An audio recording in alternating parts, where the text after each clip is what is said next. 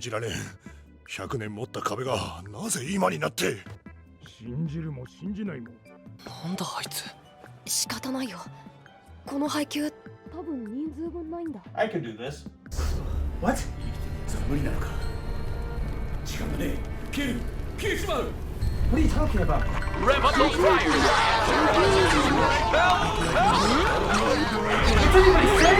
Ghostwire Tokyo is a love letter to Japanese culture. Meanwhile, I'm a white American who drinks Starbucks every day while watching a good old-fashioned superhero movie. The closest I've ever gotten to watching an anime is Avatar, but it turns out that that's a fake anime. I am a disgrace to the Japanese. Basically, what I'm trying to say is that Ghostwire Tokyo is a game that's not for me. That's not to say that I didn't enjoy my time with it, or that you'll hate the game if you're not interested in that, but you'll have a much greater appreciation if you're a fan of their culture. So much so that the game's recommended language is Japanese with English subtitles. I couldn't understand what anyone was saying, so I switched it to English. Leave me alone. There's so much stuff here for fans to grasp onto, and the game does a wonderful job at recreating the city of Tokyo, which is where you're going to be spending all of your time, obviously. It's a fantastic setting that not many games capitalize on, surprisingly, made even better by the atmosphere of the game, which is unlike anything else. It's got an extremely dreary and uneasy vibe to it, with a nice bit of horror thrown in with these weird mindfuck moments, and one random ass jump scare and a random ass side mission. It was great with there being no civilians around due to this weird fog that made them disappear. The fog serves as a sort of invisible wall, blocking the majority of the city off during the beginning of the game, killing you if you try to go through it. And you can get rid of the fog by cleansing it with these torii gates, which are basically just towers off of Assassin's Creed, opening up the rest of the map for you.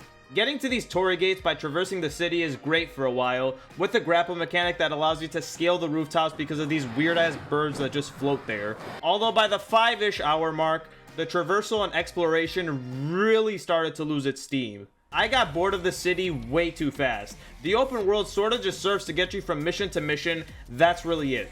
There isn't anything interesting you could do off the beaten path like every game with a good open world, other than collecting 240,300 spirits.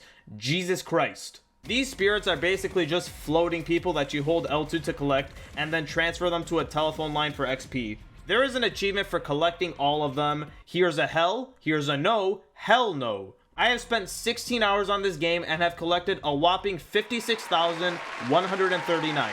That's 23% of the spirits. I am good. Other than those collectibles, you have these collectibles, which are scattered fucking everywhere. They're marked by a gold circle on the map giving you a general area of the item. You go there, spam square until you find it peeking through a wall, get it, and then give it to a floating cat for money, who will then give you a round of applause.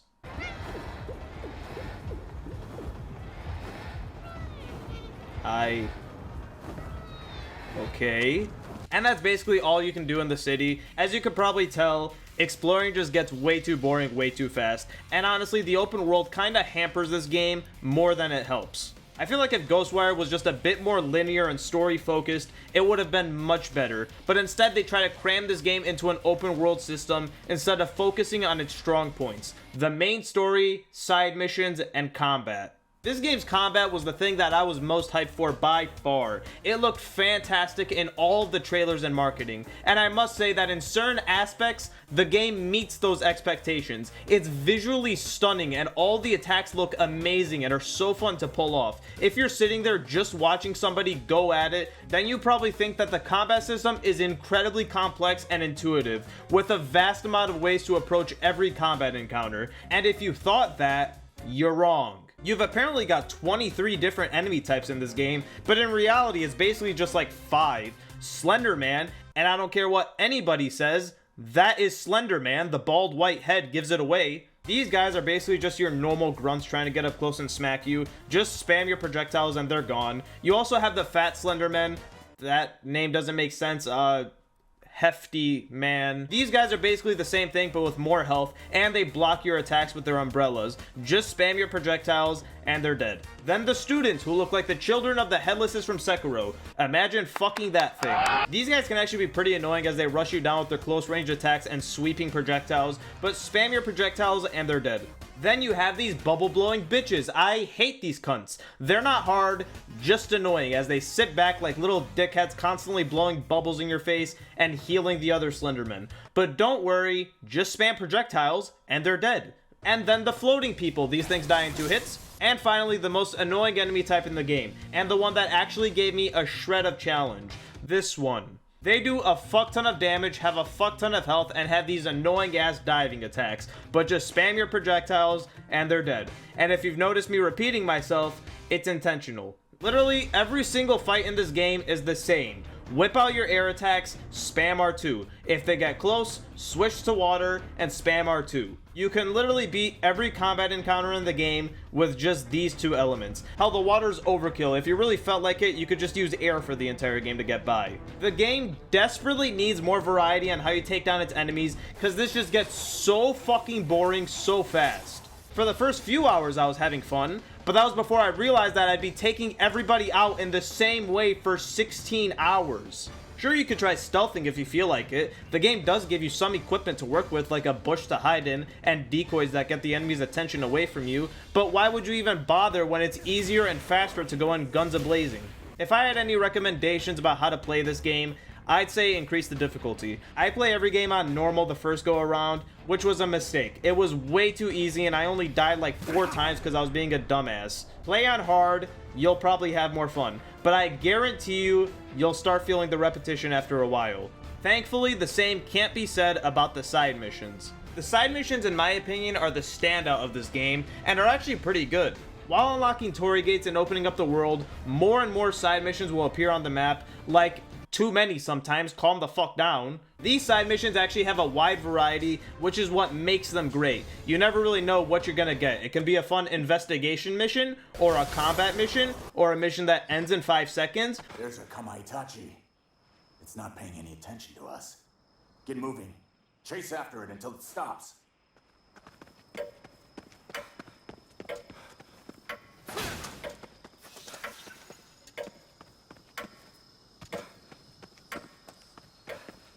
Stop moving.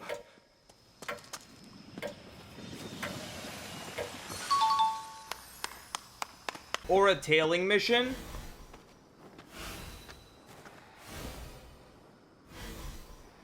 This is why Assassin's Creed died. Or whatever the fuck this is.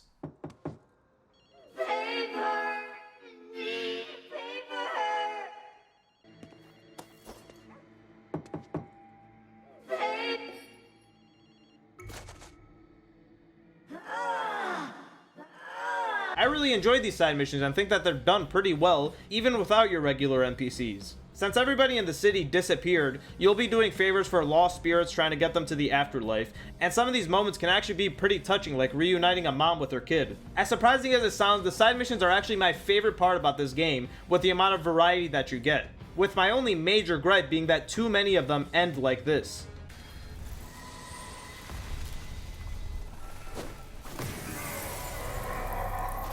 You find an evil red spirit possessing something, and you defeat them by drawing a line like this is a game on the DS. It's a bit of a nitpick, but I was kind of hoping that we'd get some sort of boss battle or something like that to end out these side missions, but no, you draw a line and it's over. But like I said, that's a minor complaint. The side missions are probably the best part of this game. The story, not so much. The story has its moments, but it had the potential to be so much better. Don't worry, I won't spoil anything, just a bit of synopsis and my thoughts on it. You play as Akito, who's possessed by the spirit of a dead detective named KK, and majority of the game focuses on their relationship as they go from hating to liking each other. And in my opinion, they're pretty well made characters. Akito's main objective of the story is to find his sister, who was taken by the main villain for some fucking reason. It's never really explained why he took her specifically instead of anybody else in Tokyo. And that's basically where the story goes. You look for your sister while trying to find the main villain. It's a plot that works, but that's all it really does. It just gets you through the story. I never really got that invested. Akito and KK had a good relationship, but I don't give any fucks about Akito finding his sister, because the game never even gives us time to connect to her character. The first time we see her, she's already being taken, so she gets no development. Why should I care about a character that's been given 30 seconds of screen time without a lick of dialogue? Hell, at one point in the story, I literally forgot that Akito's objective was to find his sister, until the game randomly reminded me about it. Don't worry about was a bit connected to Akito and KK, but his sister, I was about as connected to her as I was to fucking Princess Peach from Mario.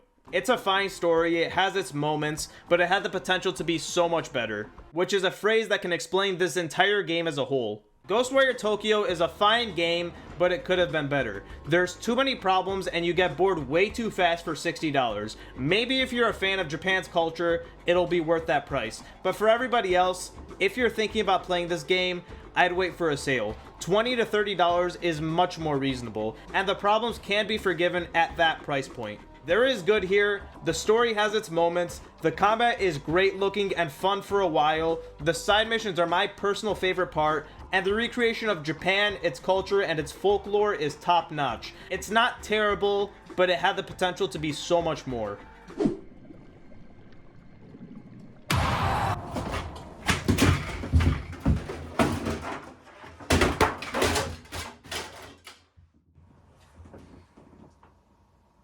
Why the fuck did I do that?